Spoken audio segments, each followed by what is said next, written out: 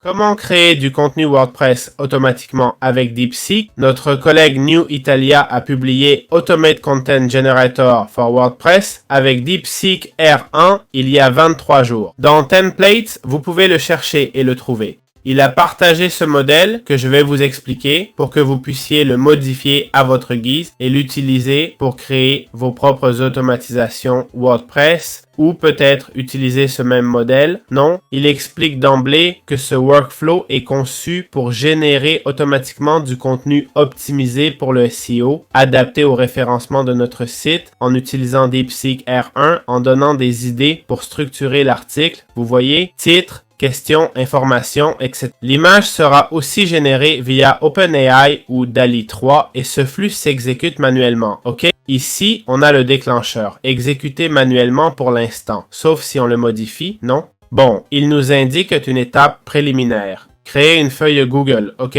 Avec les colonnes suivantes. Date, d'accord? Les colonnes sont verticales. Date, prompt, titre et ID du poste. Je crois qu'elles sont verticales. Je vous confirme. Oui, 100% les colonnes sont verticales. OK? Et en gros, que fait ce prompt? Eh bien, il dit de connecter votre Google Sheet, non? On mettrait les identifiants de notre Google Sheet et on la connecterait. OK? Pour ça, vous voyez, vous avez sélectionné la feuille dans le document. OK? C'est-à-dire un document avec une table des matières. Et comment va-t-il identifier le document?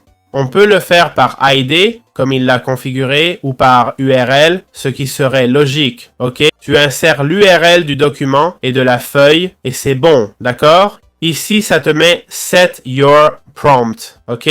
Où on envoie manuellement les infos obtenues de la cellule ici, ok? Puis avec ces infos, on génère un article avec DeepSeek, compris? On peut utiliser d'autres modèles que DeepSeek, bien sûr.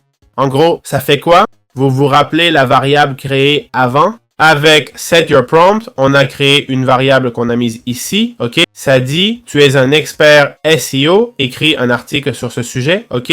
Là, ça met le sujet et toutes les instructions, non? Pour que l'article généré soit déjà un peu raffiné. Enfin, on génère le titre, crucial pour WordPress, tu sais. Ensuite, on crée le post. Dans le post, on doit aussi lier WordPress, mais dans le post, on voit qu'il met le résultat de DeepSeek dans le titre et le résultat de l'article comme champ supplémentaire. OK? Puis, il génère l'image et la publie sur WordPress via des API, d'accord? En utilisant l'API WordPress, compris? Pas grand chose d'autre ici, il stocke l'image et tout ça. Il lui donne aussi une valeur cruciale, un nom pour l'image. Je vois qu'il n'ajoute pas de description, ce qui pourrait être utile. Enfin, il définit l'image pour le post qu'on vient de créer, non? Puis, il met à jour la feuille de calcul. C'est comme ça que ça marche. Okay? C'est simple, vous pouvez l'automatiser ou l'utiliser comme bon vous semble.